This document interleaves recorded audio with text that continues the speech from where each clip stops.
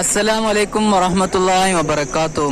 നമ്മളിപ്പോൾ കാണുന്ന പള്ളി, ഈ പള്ളീൻ്റെ പ്രത്യേകത എന്താ വെച്ചാൽ ജിന്നു പള്ളി എന്ന് പറയും.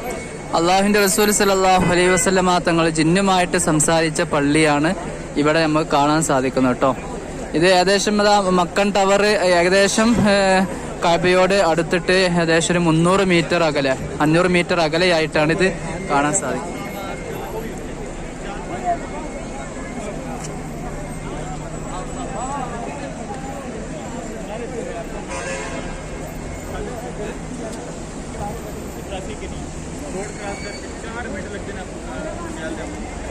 മനോഹരമായ കെട്ടിടങ്ങളും ഹോട്ടലുകളൊക്കെ ഇവിടെ വലിയ രൂപത്തിൽ നമുക്ക് കാണാൻ സാധിക്കും.